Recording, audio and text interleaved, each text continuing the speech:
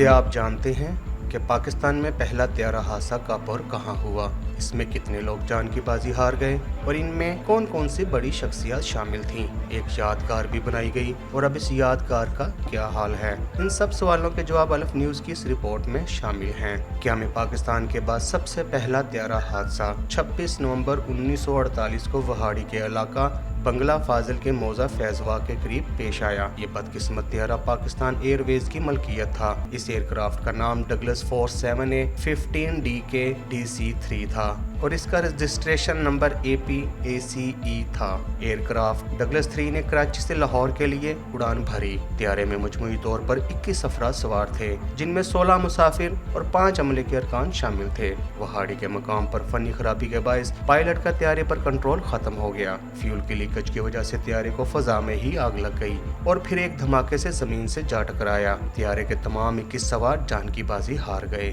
Pakistan year ویز 1948 میں قائم کی گئی اور 1949 میں ہی اس کو بند کر دیا گیا، کیونکہ وہاڑی کے بعد 12 دسمبر 1949 کو کراچی میں اس کمپنی کے ایک اور طیارے کو حادثہ پیش آیا، جس میں 26 افراد جان کی بازی ہار گئے تھے۔ اس کمپنی کا ہیڈ کوارٹر کراچی میں بنایا گیا تھا۔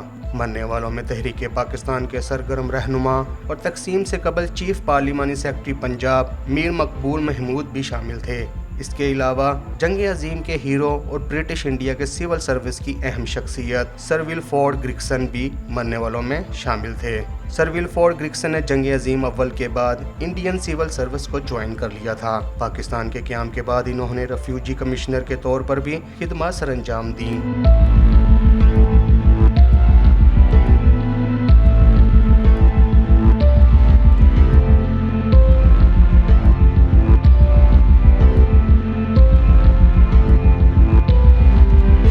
جس مقام پر بدقسمت طیارہ گرا تھا، وہاں حکومت نے مقامی لوگوں کی مدد سے ایک یادگار تعمیر کر دی اور مرنے والے تمام افراد کی یہیں قبریں بنا دی گئیں اور قبروں کی ترتیب بالکل ایسے ہی رکھی گئی تھی جیسے جہاز میں ان کی سیٹوں کی ترتیب تھی۔ سب سے آگے پائلٹ کی قبر بنائی گئی۔ یہ یادگار 1 ایکڑ کے رقبے پر محیط تھی اور اس میں قبروں کے علاوہ ایک چھوٹا سا مینار بنایا گیا، جس پر ایک تختی آویزاں کی گئی۔ اس تختی پر طیارہ حادثہ اور مسافروں کے بارے تمام تفصیلات درج تھیں اور اس کے گرد باؤنڈری وال بنا کر اسے محفوظ کر دیا گیا۔ یہ یادگار یقیناً ایک زندہ قوم کی نشانی تھی۔ حادثے کے بعد مرنے والوں کے قریبی عزیز، پیار کرنے والے اور مقامی افراد یادگار پر آتے رہے۔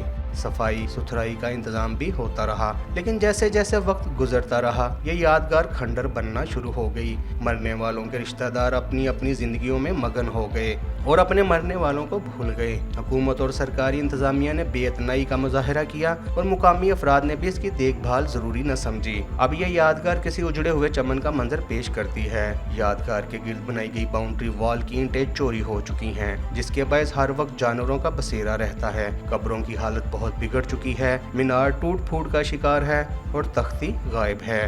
اور سب سے بڑا دھچکا یہ ہے کہ اس یادگار تک پہنچنے کے لیے اب نہ تو پکی سڑک ہے اور نہ ہی کچی۔ ارد گرد فصلیں ہیں اور یادگار کی 1 ایکڑ کی زمین قبضوں کے بعد 1 کنال تک محدود ہو گئی ہے۔